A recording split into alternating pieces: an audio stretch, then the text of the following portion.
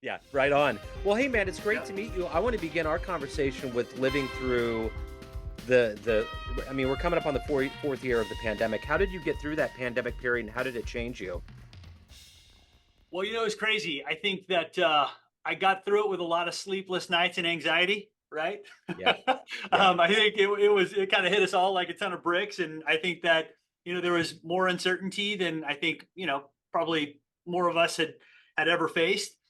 Just in terms of the openings and closures, and can we do business? How do we do business? How do we move forward?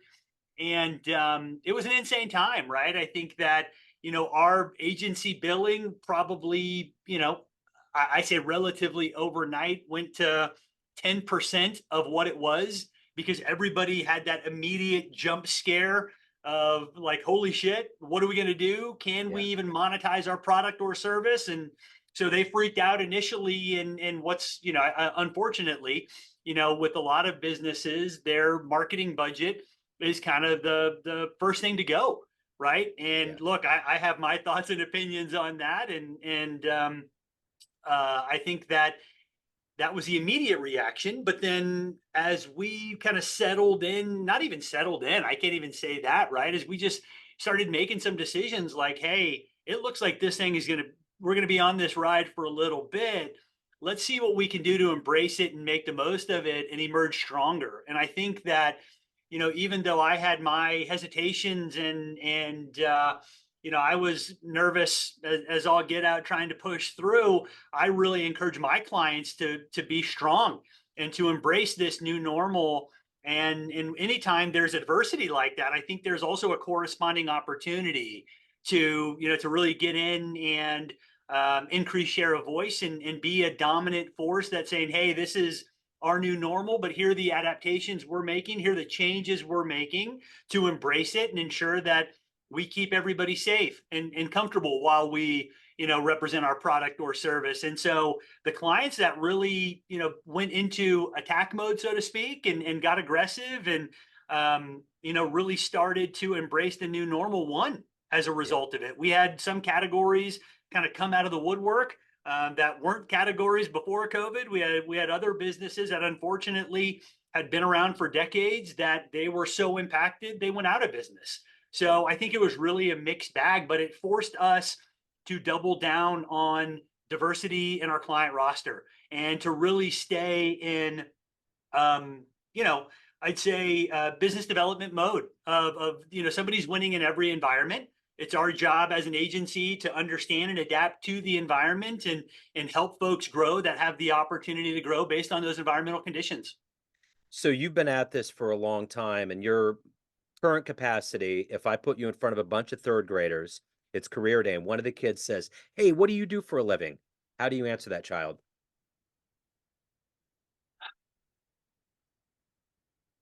I would say we put commercials on TV. No, I would say that is the most basic representation of what they would see. Yeah. But I would say our job is to work with businesses and help them grow, right? And I think that answer is unbelievably simple, but in a more complex media environment than ever. So let's go back to when you were in the third grade. What did you want to be when you grew up? I wanted to be a professional baseball player in Okay. third grade. But Okay. once that dream was dashed as I grew into adulthood, I really loved marketing and advertising. So, I went to school for it. Just had, it always fascinated me. The psychology behind it always fascinated me. And so I would say that very early on in college, my dad was he was a custom home builder. So, I tried that on for about a year in college and very quickly came to the realization that, hey, that's great for you, pops, but it's not going to be my path, and changed it over to business and specializing in marketing and advertising. And that was my degree, and that was the path that I stayed on. So when did you realize that that was the right path for you? Like how far into it? I would say really my junior year in college. Yeah. I really was just always fascinated with the different approaches that I saw, and at that time, really, it was primarily TV and radio, right? And so I always kind of found myself paying attention to the ads. And still to this day, I am turning up the ads, and my entire family is screaming at me, asking me to skip them or turn them down or whatever it is. But I can't bring myself to do it to this day. So that's been with me a while. You know what I've always been fascinated by? I had this idea years ago. Why don't they have all these networks on these plethora of cable packages? Why Sure. can't we have one channel called the advertising network and it shows different eras of ads, different categories? So like Super Bowl weekend, all of the old Super Bowl ads. That's win-win, man. They're going to get all of their advertisements out there. People would love to watch that. Joe, that's really funny that you say that. And I'll kind of tie it back to something else, right? Like during COVID, I think that, kind of piggybacking on your first question, we really saw kind of a revisitation of like nostalgia coming back. And I think that in times of unrest or when things are uneasy or uncertain, I think that nostalgia wins. Yeah. Right. I'm a big proponent and fan of taking us back to a simpler time, right? And I think that if that were to be a thing, I absolutely think it would win because people love going back in time and like revisiting it and look back fondly, even though they don't may not see it at the time. I think that it's absolutely the case in advertising. I mean, it would be like a VH1 Behind the Music, like get the guy that like said it's a good idea for the Kool-Aid man to break through a brick wall, or the Hawaiian Punch whenever they would punch somebody, or Right. Chuck Wagon running through the kitchen. Like, who came up with that? What drug-induced moment or what lucidity in the middle of the night did you wake from to get this? Like, that would be great. So anyway, I would love to see that in my lifetime happen. No, dude, I think it's so funny, right? Because at the end of the day, it's so subjective, right? Like there are some things that, like, we kind of live at the intersection of data and creativity at Ad Leverage because we are responsible for creative ideation, but then we're also responsible for performance media, both, traditional and digital media. And so we live at this funny intersection, but creative is one of those things that it's so unbelievably subjective, right? Like Yeah. if you think back, one of the most prolific campaigns of our time, anyway, like in recent history, is the Gecko from Geico, Yeah. right? And like you look at these like massive institutional types of, State Farm and Mutual of Omaha type of, institutional banking feel insurance companies. But then you have somebody that walks into a meeting and says, hey, you know what we're going to do? We're going to have this cheeky little lizard and he's going to be a gecko and he's going to be our spokesperson, like a complete departure, right? Yeah. And somebody could like laugh him out of the room and say, get the hell out of here. That's a ridiculous idea. But that CMO or that CEO or that board of advisors, whomever it is that made that ultimate decision, was like, you know what? I love that. Let's give it a try. And then Yeah. it catches on, and there you go, right? And so I just Yeah. think it's so funny how subjective it really is. And I've been laughed out of the room with a lot of ideas that I thought were great, right? But I think we have to live in an egoless environment, and beauty is definitely in the eye of the beholder in that regard. Yeah. Well, it's interesting. I saw kind of a spin on the Geico thing, the caveman, and it was like it was a sitcom. They like Right. made it into like this continuation thing. So it's funny how these things evolve and turn into almost like mini docudramas, but they're still commercials. So it's kind Yep. of an out of body experience. You're like, wait, is this a show or is this a commercial? And we're talking about it. I mean, that's the idea, right? I mean, we're having active dialogue about their product. Absolutely. When you see Flo getting paid hundreds of thousands of dollars, Flo from Progressive, Yeah. she's making hundreds of thousands of dollars to make appearances, right? Like that's from an advertising campaign initially, right? It's a created character. I have the word create in massive letters above my desk because that's what this is. And that's what's always excited me about the business Yeah. is that we can come up with an idea, however ridiculous it may be. And if the client's on board, we can create something tomorrow, whatever it is, a Yeah. character, an idea, a jingle, you name it. We can create something tomorrow that is engaging and captivating to audiences that does not exist today. Yeah. Right. So to me, that's such an awesome opportunity. And Yeah. just so that's what I absolutely love about the industry. Well, I interviewed somebody about a month ago that was a part of the team that came up with Got Milk. And it was that, the California milk farmers were worried that there was this supply that wasn't getting used. It was that simple. And then it Yep. turns into this thing that just totally catapulted into the stratosphere. It's wild Yep. how that happens. Human ingenuity and curiosity, all of those things, how they clash together are fascinating. Yeah, and then I think beyond that, and I think every advertiser are, I won't say every, I'll say a lot are looking for the silver bullet. And in my mind, it takes, you know, unbelievably captivating creative. It takes, understanding psyche and all that goes into making an impact, but then it also takes frequency, Yeah. right? And I think that's kind of the lost. It's lost on some, clients that we work with, and they'll even tell you like, oh, X jingle or X saying it's so good. I want something like that. And we can come up with something like that, but the only reason you think it's like that is because you've heard it 1,000 times, Yeah. right? Like that's the only thing that makes it truly sticky. Is it takes absolutely something that's creative and catchy and sticky, but it takes the frequency piece of it for it to properly be ingrained. And I think that's kind of lost sometimes, is Yeah. that it takes all those things to really make a lasting impact. Absolutely. So let me ask you this: who's been a hero for you in your life? Wow, where do we go? Um, who has been a hero for me in my life? I mean, if we want to get like super personal, like my grandmother Yeah. has absolutely been a hero. Um, I think that, she was in the army, one of 13 kids, poor as dirt in South Texas upbringing, mowed her own grass and worked retail until she was 82 years old. Like like the absolute epitome of grit and hard work and beating the odds. Right. So if Yeah. I honestly had to pick one person, she lived to almost 100, and she did things that were absolutely well beyond expectation. And just the fight was unbelievable. So, as somebody that wanted to grow up and become a Major League Baseball player, if you could go back in time and see one game, one moment with your own eyes, where are you going? Ooh, I would say it's probably Nolan Ryan's 300th win. So my middle Yeah. name is Ryan after Okay. Nolan Ryan. Oh, And okay. yeah, so he was like, and I grew up in San Antonio, Texas, right? So he was with the Rangers, he was with the Astros, and at the time he was just an absolute badass. I think everybody, if you know Nolan Ryan, like when he threw at Robin Ventura, he pegged Robin Yeah. Ventura. Robin Ventura thought he was a young badass and charged the mound on Nolan Ryan. Nolan Ryan sat there, calm as could be, threw him in a headlock and started wailing on him, right? So I also go back to that moment as kind of an epic old man strength moment. That was really cool. Have you seen the Netflix documentary on him? I have not. Oh, dude, you got to see it. It's so good. Like Absolutely. it goes through all of that, like why Ventura decided to do it and how all of it materialized, how his career began. He was a family guy.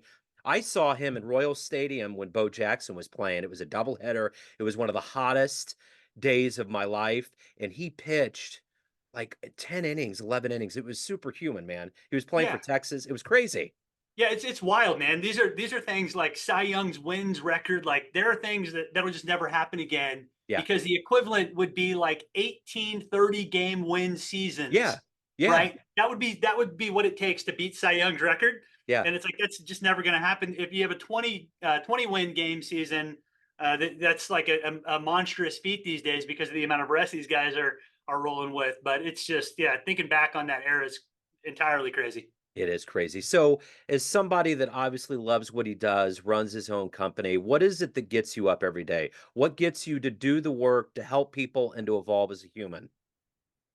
I honestly think that every day I embrace the philosophy of being a student. And the more I learn, which is, obviously the media market is more segmented than ever, right? But I feel like the more I can absorb and the more I learn from my team that is living and breathing these platforms and ad types and new advertising media, I feel like the more I can help business owners make better decisions, the more I can help CMOs or VPs of marketing avoid the pitfalls that I've seen made, right? And so I think that honestly, what drives me is being able to make a true impact on a business and come in and help guide them strategically in the growth over time. It's just so motivating, Yeah. and I'm so passionate about being able to come in and come up with a creative concept that they hadn't thought of, and a media mix that they hadn't considered, new media types, new creative, new adaptations that again, didn't exist the day before, the month before, whatever it is, and watching that impact their business and enabling their business to grow and our business to grow as a byproduct of their business growing. Pretty tough to replace that, man. It really Yeah. is. So I think the more equipped I become, the better I become, as a student, and then, as an advocate for, diversity in media, the more I can make that impact, and watching that business grow. It's just, there's nothing like it in my mind. So we were talking about the Geico campaign, Sure. and there's all kinds of campaigns out there. What's your favorite one that you hatched and conceived and watched come to fruition? Wow, that's a big one. So I would say that we've been working with a legal client in Southern California for about 13 years now. So one of our very early clients had a name that nobody could pronounce, right? And so it would be mispronounced all the time. We know the problems that come along with misunderstanding and mispronunciation. So we simplified everything. His last name was Imrani. Nobody knew how to say it, spell it. It was Jacob Imrani. Everybody thought it was Jacob and Ronnie. Everybody thought it was Jacob. Then M was a middle initial, then Ronnie. People thought it was, two guys, and it wasn't. And so we simplified everything about 11 years ago to Call Jacob. And so now everything is Call Jacob. It's calljacob.com. Simplified it all. We have an amazing jingle that we did behind it that I feel is one of the catchier ones out there. I'm completely biased, I'll admit it, but it does get some solid praise. And being able to watch that brand and our evolution together over that time, we went from a single station test buy together with an agency client relationship to now being the official legal partner of the LA Lakers. We broke new ground with the LA Lakers. We did the recruitment campaign for hashtag LA Bron together when he was visiting playing in Cleveland. We got millions of dollars of earned media by putting up billboards all over town for Wow. hashtag LA Bron.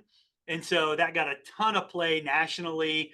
LeBron gave him a nod when we put it up, actually, when he was still playing for Cleveland before he came to LA. Then we became an official Lakers partner. Then we were able to become an LAFC partner, and they were MLS champs a couple years back. And that's kind of a Cinderella story after being only in the league a few years.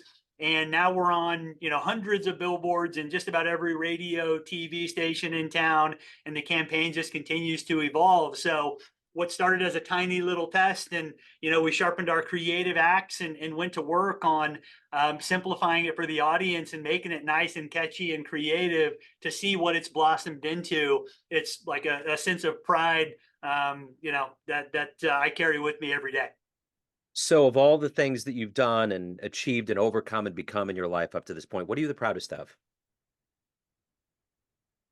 I'm the proudest of our evolution.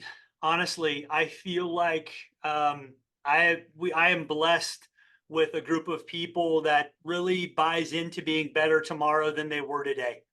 And I think the sense of pride and the sense of being students of the advertising game is really part of our DNA. And I feel like the entire team is, the kind of the focus for us is, you know, treating each other with respect and support, but then also pushing ourselves to be the best we can be, right? Not checking boxes.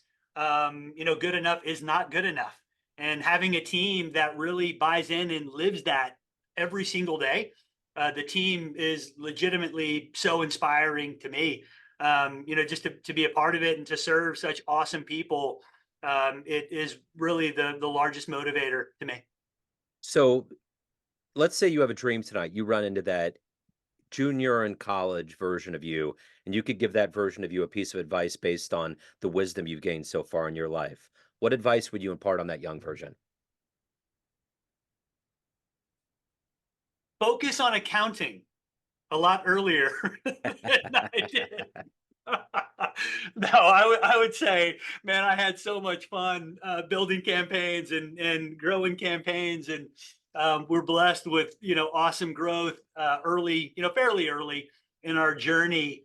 But I would say, the basics of, solid accounting practices came a little, a little later than they should have for us. But now we've dealt with that piece of it now, being around 16, 17 years. But I think that, and just reminding that young person that it'll all be okay.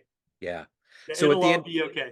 absolutely, absolutely. So at the end of the day, everyone has a perception of you, family, friends, clients, colleagues, but you run the show. What's your perception of you? Who do you think you are?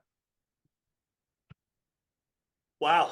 Um, I think that I am a student, and I hope that I am a support structure for those around me, because I think that when you surround yourself with great people and you provide the resources and support necessary for them to feel like they are thriving and to really embody it, I think that the rest of it takes care of itself.